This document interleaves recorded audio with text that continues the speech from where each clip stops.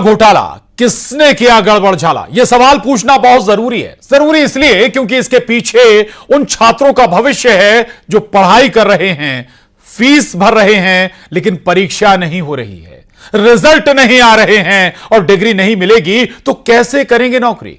दरअसल nursing college की जांच करने वाली सीबीआई की रिपोर्ट सामने आई है जिसमें प्रदेश के 700 में से 500, जी हां 700 में से 500 नर्सिंग कॉलेज अयोग्य पाए गए हैं।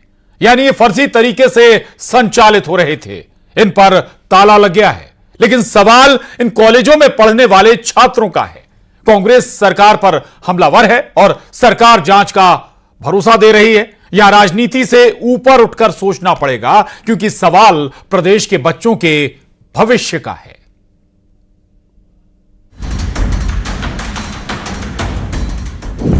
नर्सिंग कॉलेजों में घोटाला, प्रशासन का बड़ा फैसला। 500 कॉलेज अयोग्य, अंधकार में छात्रों का भविष्य। सारी परेशानी हमें झेलने को मिल रही है। जैसे हमारी कॉलेज वाले पूरी फीस मांग के कर रहे हैं कि पूरी फीस जमा करो 4 साल की। बैच हमारा कंप्लीट हो गया, अभी फर्स्ट ईयर के एग्जाम हुआ, अभी कंप्लीट हुआ नहीं है, रिजल्ट हमारा आया नहीं है। हमारी पढ़ाई काफ़ी ख़राब हो रही है, हम पढ़ नहीं पा रहे हैं और आगे की पढ़ाई में बहुत प्रॉब्लम आ रही है, जिसके बारे में हम कोई काम कर नहीं पा रहे हैं। हॉस्पिटल में हमें रखते नहीं है क्योंकि हमारा रजिस्ट्रेशन आया नहीं, अभी 4 साल 5 साल हो गए हम। सीबीआई की जांच किस किस पर आज? तो जिन जिन लोगों ने अपराध किया, जो जो इसमें पूरी साइकिल में थे, मंत्री से लेके संतरी तक, सब पर पनिशमेंट होना चाहिए और इस्तीफे लेना। घोटाले पर सियासत हाई, आर पार की लड़ाई। प्रश्न खड़े कर देते हो, कभी कहते हो कि आप सीबीआई से कोई चीज जांच करवा लो, कभी कहते हो कि सीबीआई आपकी जेब में रखिए। आपको भरोसा किस पे? क्या कांग्रेस के नेताओं से जांच करवाएं? हम तो ये तय कर लीजिए। एमपी में एक बार फिर से नर्सिंग कॉलेज घोटाले में बड़ा खुलासा हुआ है। प्रदेश में संचालित 700 में से 500 कॉलेजों पर ताला लगेगा।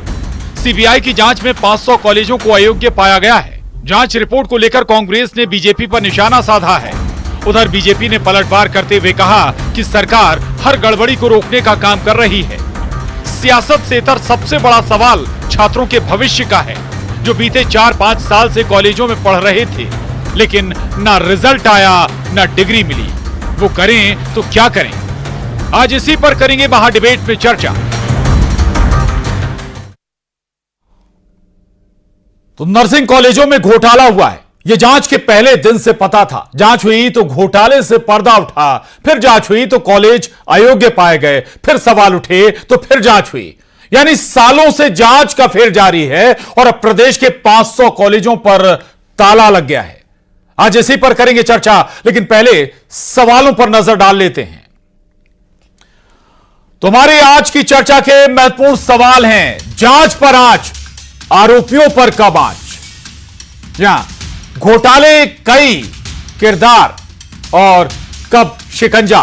तीसरा और आखिरी सवाल है हमारी आज की चर्चा का: छात्रों की चिंता का क्या है समाधान? इन तीनों सवालों के इर्द गिर्द हम चर्चा को आगे बढ़ाएंगे और आज की इस महा डिबेट में हमारे बेहद खास मेहमानों से भी आपका तारुफ करा देते हैं।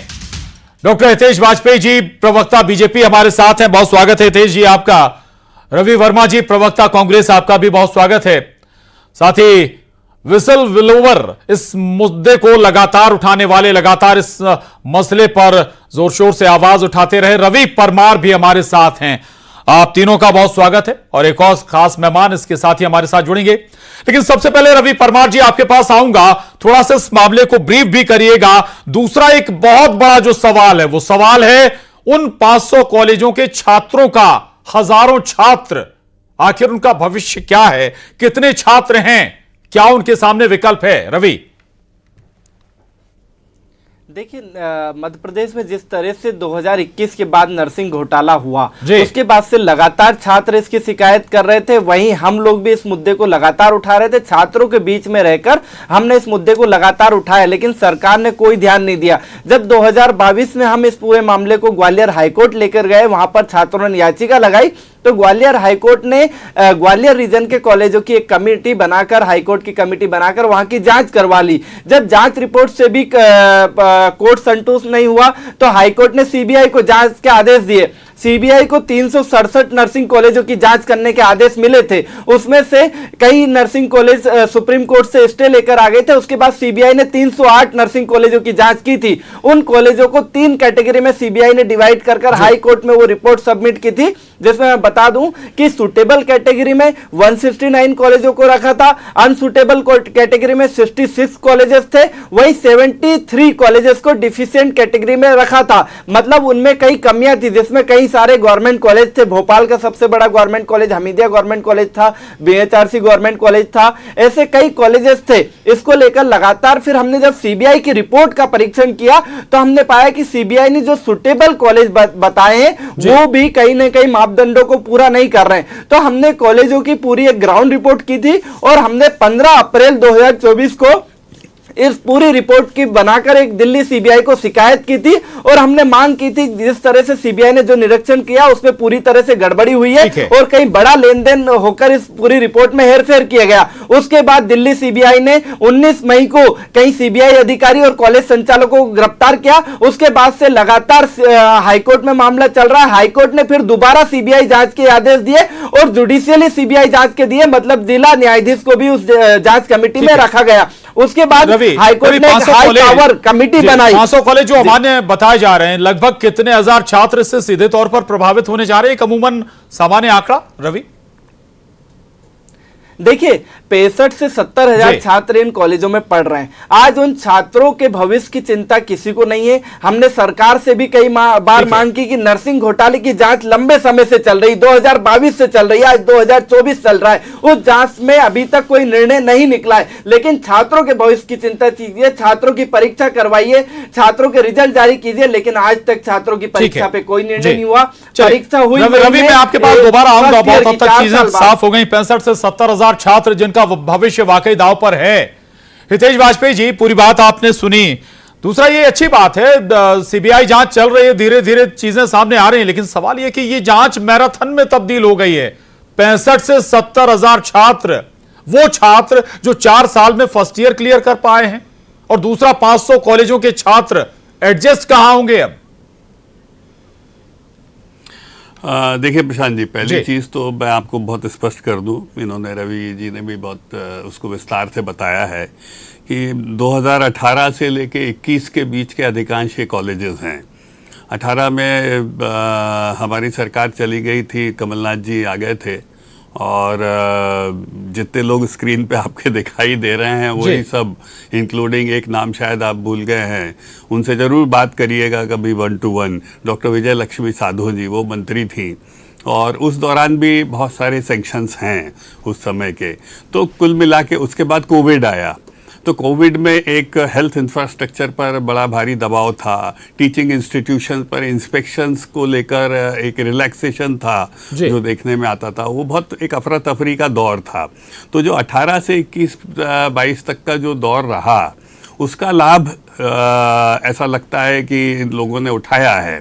इसमें कोई, इस बात से मुझे भी कोई गुरेज नहीं है कहने में, और हम भी इस बात को मानते हैं कि उसमें बहुत सारे ऐसे इंस्टीट्यूशन हैं जो जिसको कैटेगराइज किया गया है उसमें से फेक हैं। बहुत सारे इंस्टीट्यूशन ऐसे हैं जिसमें डेफिशिएंसीज हैं, और डेफिशिएंसीज का बिल्कुल सही बात है, डेफिशिएंसीज तो एक नॉर्मल प्रोटोकॉल के तहत देखा ही जाता है। वो गवर्नमेंट कॉलेजेस में, इवन जब एनएमसी इंस्पेक्शन हमारे मेडिकल कॉलेजेस बीच में टोकूंगा आपको, हो सकता है कि कांग्रेस के शासन में बहुत सारे कॉलेजों को परमिशन दी गई हो, या फिर बीजेपी के शासनकाल में परमिशन मिली हो। सवाल लेकिन उन छात्र छात्राओं का है जिनका भविष्य अधर में अटक गया है। वो क्या करें? कैसे उस विश्वास को, उस भरोसे को वो कहां खंगालें, कहां खोजें कि भाई जिस कॉलेज में वो जा रहे हैं उसमें कोई गड़बड़ी नहीं, कोई अनियमितता नहीं, अगर वो एडमिशन ले रहे हैं तो सही पढ़ाई करेंगे? हितेश जी, देखिए प्रशांत जी, ये एक कहते हैं ना, जब इस प्रकार की चीज़ें होती हैं तो इसमें जिम्मेदारी दो तरफा होती है। एक तरफ तो जो सैंक्शनिंग अथॉरिटीज़ हैं, जिन लोगों ने उनको अनुमति दी और वो एडमिशन के योग्य पाए गए, दूसरी ओर जब बच्चा एडमिशन लेता है तो हमने देखा है वो भी अनदेखा बहुत सारी चीज़ों को कर जाता है, क्योंकि कई जगह तो कॉलेज ही नहीं है। रवि भी बहुत अच्छे से इस बात को जानते हैं। वहाँ पर लोगों ने एडमिशन ले लिए केवल इसलिए कि हमको जाना नहीं पड़ेगा। ये बहुत बहुआयामी है, पर हाँ, बहरहाल कुल मिला के इससे अफेक्टेड बहुत सारे लोग हैं। और मैं इसको राजनीति से ऊपर उठकर देखता हूँ, बिकॉज मैं मेडिकल प्रोफेशन से भी बिलोंग करता हूँ, तो मैं बहुत अच्छे से समझता हूँ कि ये जो विंडो रही है डिफिकल्ट टाइम, ये बात बिल्कुल ठीक है। राजनीति से ऊपर उठकर ही हमें मामले को देखना होगा, क्योंकि छात्रों की बात हम कर रहे हैं, उस पर हमारा फोकस भी है। मैं आऊंगा आपके पास रवि वर्मा जी, लेकिन एक सवाल जरूर उठ गया कि बहुत सारे कॉलेज आपकी शासन काल में, यानी कि कमलनाथ जी के शासन काल में ओके हुए थे। उस दौरान विजय लक्ष्मी साधो जी का जिक्र भी तेज वाजपेयी जी ने कर दिया। जी प्रशांत जी, गड़बड़ घोटालों के लिए कुख्यात देश और मध्य प्रदेश में भारतीय जनता पार्टी की जो अराजकता है व्यापम से शुरू होकर पेपर लीक, भर्ती घोटाला, नीट और नर्सिंग तक पहुंच चुकी है, क्योंकि मोदी जी के अमृतकाल में, मोहन यादव जी की सरकार में इसे उद्योग के रूप में स्थापित कर चुके हैं। ऐसा कोई गड़बड़ घोटाला नहीं बाकी जाता है। मध्य प्रदेश की भर्ती व्यवस्था से भी सब परिचित हैं कि किस तरीके से मध्य प्रदेश की भर्ती व्यवस्था है शिक्षा जगत को आज कलंकित किया है। जो कॉलेजेस 2020-21 में 219 कॉलेजों की परमिशन थी, 2019 और 20 तक 488 थे, वो डायरेक्ट जो है 670 हो जाते हैं। तो इस बात का प्रमाण है कि कोरोना के काल में अगर डॉक्टर साहब भी स्वीकार कर रहे हैं कि इस तरह की कोई गड़बड़ी हुई है, तो बीजेपी की सरकार थी, आंख मूंद कर परमिशन दी गई और गड़बड़ घोटाले को पूरा जो है अमली जामा दिया गया। तो खुद स्वयं डॉक्टर साहब इस बात को मान रहे हैं कि घोटाला तो हुआ है भारतीय जनता पार्टी की सरकार में। आज धृतराज की भूमिका में जो है मुख्यमंत्री जी भी बैठे हुए हैं कि उन्हें एक भ्रष्टाचारी मंत्री दिखता नहीं है, लगातार वो अपनी कैबिनेट में बिठाए रखे हुए हैं। अगर उनकी नीति और नियत साफ है तो कम से कम मंत्री का इस्तीफा लेते और जांच निष्पक्ष करवाते, लेकिन ऐसा ना होकर वो केवल अपना पाप दूसरों पे मढ़ना चाहते हैं। ठीक है, इस पर रिएक्शन जल्दी आपका। देखिए, मैं रवि भाई को अप्रिशिएट करता हूं कि वो कांग्रेस की तरफ से पक्ष को रख रहे हैं, पर एक रटा ऐसा रख रहे हैं। इस पे पूरी डिबेट हो चुकी है, फ्लोर ऑफ द हाउस पे बढ़िया सेशन हो चुका है, उसमें लोगों से एविडेंस मांगे गए। और मजे की बात है, आपको याद दिला दूं प्रशांत भाई, आप लोगों ने खबर चलाई थी, उमंग सिंगार जी ने एक व्हाट्सएप नंबर जारी किया था कि जो जानकारी है एविडेंस मुझे दो।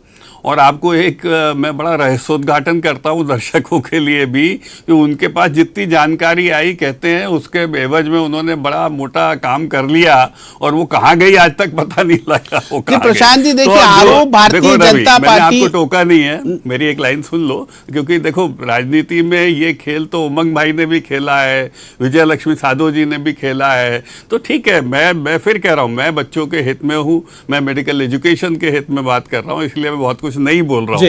लेकिन इसका अर्थ ये नहीं है कि 18 से 21-22 के बीच में जो हुआ है उसमें ये सब नेता बरी कर दिए जाएंगे। खैर एनीवे, अपार्ट फ्रॉम दैट हमारी सरकार है, केंद्र में भी है, यहाँ भी, हम नहीं छोड़ेंगे प्रशांत, ये बता दें। और दो नाम आ गए रवि वर्मा जी, पहले विजय लक्ष्मी साधो जी का नाम ले रहे थे, नियमित हो रही है, और उमंग सिंगार जी का भी नाम ले रहे हैं।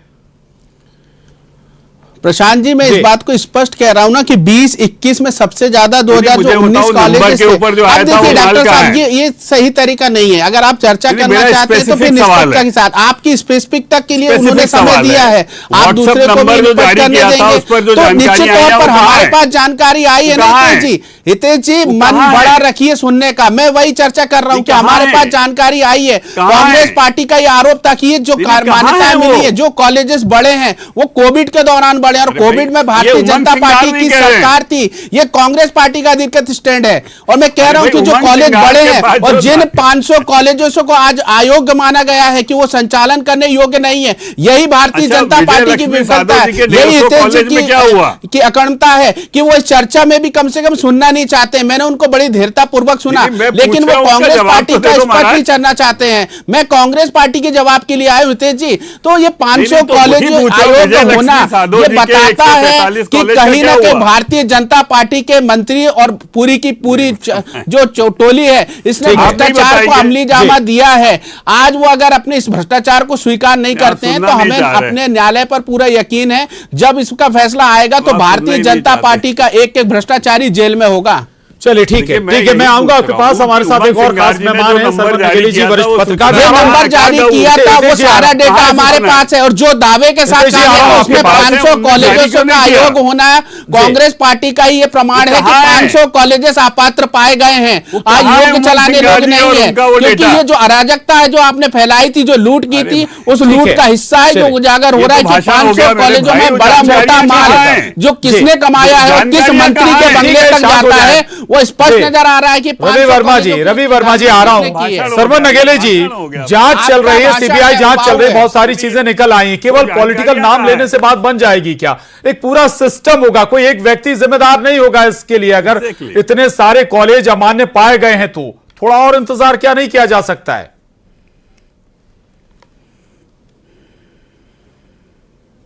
सरमन जी, हाँ, विषय कांग्रेस पार्टी की सरकार का या भारतीय जनता पार्टी की सरकार का नहीं है। यहाँ विषय राज्य के नागरिकों के 8.5 करोड़ जनता के स्वास्थ्य का है, यहाँ के लोगों का है, यहाँ के रोजगार का है, यहाँ की व्यवस्था का है, यहाँ की इकोनॉमी का है, जिसके साथ में दोनों दलों के नेताओं ने कहीं ना कहीं अनदेखी की है। और जो एक नेक्सस काम कर रहा था, जो कांग्रेस के समय में किया, बाद में भी किया, उसी के कारण ये यहां तक पहुंचा है विषय।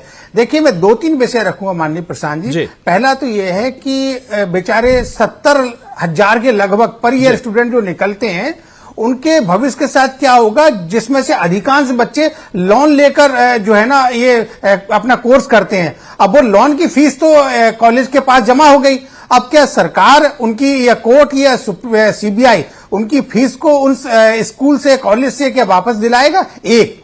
दूसरा मेरा ये है कहना है कि मध्य प्रदेश के मुख्यमंत्री डॉक्टर मोहन यादव जी ने सदैव कहा है कि मैं किसी भी तरह की कोई घोटाला, गड़बड़ी या कोई चीजों को बर्दाश्त नहीं करूंगा। तो ये जो अभी सीबीआई की जांच आई, बाकी चीजें आ रही हैं, तो ये आखिरकार बीजेपी शासनकाल के पत्र लिखने के बाद आई है ना। देखिए, जब तक राज्य सरकार सहमत नहीं होती है, ठीक है, कोर्ट का उसमें इंटरवेंशन है, लेकिन जब तक राज्य सरकार सहमत नहीं होती है सारी चीजों से, तब तक वो चीजें आगे नहीं बढ़ती हैं। तो ये तो दोनों जो बीजेपी की सरकार है उसका स्वागत करना चाहिए कि कम से कम उन्होंने ये सारी चीजों को आगे बढ़ाने के लिए प्रयास किया है कि। लेकिन इसमें एक चीज और है कि जो एक बात आ रही कोविड काल के समय की, ये मैं कह सकता हूं कि कोविड काल के समय में चाहे कांग्रेस की पार्टी की सरकार, वैसे तो मार्च में सरकार बातें इस पूरी चर्चा में जरूर आई कि बहुत सारे कॉलेज कांग्रेस शासन में भी ओके हुए हैं और बहुत सारे कॉलेज बीजेपी शासन में भी। प्रसाद जी, मैं आगे वही आ रहा था कि देखिए, माननीय कमलनाथ जी की सरकार चली गई थी, लेकिन सरकार उनकी 15 महीने रही है और उसमें निश्चित रूप से मान्यता मिली है। और वो बाद में कोविड काल का समय आ गया, तो जब माननीय शिवराज जी ने सरकार को अपना टेक ओवर किया है, तब तक वो कोविड काल चालू हो चुका था।